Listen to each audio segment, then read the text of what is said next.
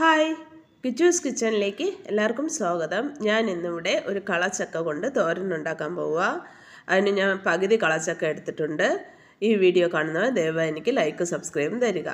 ഒരു ചട്ടി അടുപ്പത്ത് വെച്ച് അതിലേക്ക് ഒരു ബൗൾ വെള്ളം വീത്തി അരിഞ്ഞു വെച്ചിരിക്കുന്ന കളച്ചക്ക അതിലിട്ട് ഒരു 1/4 പരുവത്തിൽ നമുക്ക് വേവിച്ചെടുക്കാം. ഇതിലേക്ക് നമുക്ക് ആവശ്യത്തിന് ഉപ്പും കൂടെ ചേർത്ത് ഇത് അടച്ചു വയ്ക്കാം. അടച്ചു വെച്ച് അല്പം കഴിഞ്ഞ് തുറന്ന് നോക്കിയപ്പോൾ ഇത് പാകത്തിന് വെന്തിട്ടുണ്ട്. എങ്കിലും നന്നായി വെന്തിട്ടില്ല, ഒരു 1/4 പരുവം. ഇനി തോരൻ വയ്ക്കുമ്പോൾ ബാക്കി വെന്തോളും.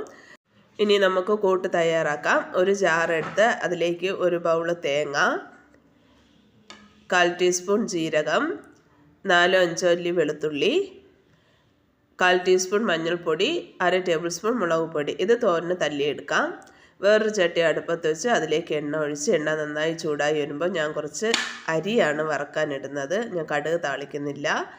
ഈ അരി മൂത്ത് വരുമ്പോൾ ഈ തോരന് നല്ല ടേസ്റ്റ് ആയിരിക്കും. അതിലേക്ക് ചോപ്പ് ചെയ്ത് വെച്ചിരിക്കുന്ന ഇടിച്ചക്കയും കൂടെ ഇട്ട് കൊടുക്കുകയാണ്.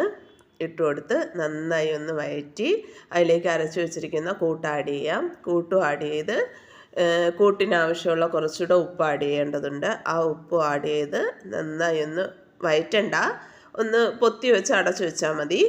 അടച്ചു വെച്ച് അല്പം കഴിഞ്ഞ് തുറന്ന് നോക്കിയപ്പോൾ ഇടിച്ചക്ക തോരൻ ഇവിടെ തയ്യാറാണ്. അടിപൊളി ടേസ്റ്റാണ്, ഹെൽത്തിയുമാണ്. എല്ലാവരും ചെയ്ത് നോക്കി അഭിപ്രായങ്ങൾ കമൻറ്റായി അറിയിക്കുക. ഇതാ ഇവിടെ ഇടിച്ചക്ക തോരൻ തയ്യാറായിട്ടുണ്ട്. അരി എണ്ണയിൽ വറക്കാൻ ഇട്ടപ്പോൾ തന്നെ നന്നായി അരി മൊരിഞ്ഞതിന് ശേഷം അവിടെ തന്നെ കറി ലീഫ് ഇടായിരുന്നു. എനിക്ക് അവിടെ കറി ലീഫ് ഇടാൻ വിട്ടുപോയി. അതാണ് ഞാനിപ്പോൾ കറി ലീഫ് ആഡ് ചെയ്യുന്നത്. എന്തായിരുന്നാൽ ഇടിച്ചക്ക തോരൻ റെഡിയായി. എല്ലാവരും ചെയ്ത് നോക്കി അഭിപ്രായങ്ങൾ കമൻറ്റായി അറിയിക്കുക. എല്ലാവർക്കും എൻ്റെ വീഡിയോ ഇഷ്ടമാവുന്നുണ്ടെന്ന് കരുതുന്നു. ഇനിയും സപ്പോർട്ട് മുന്നോട്ടുണ്ടാവുമെന്ന പ്രതീക്ഷയോടെ ഞാൻ വീഡിയോ നിർത്തുന്നു. Thank you.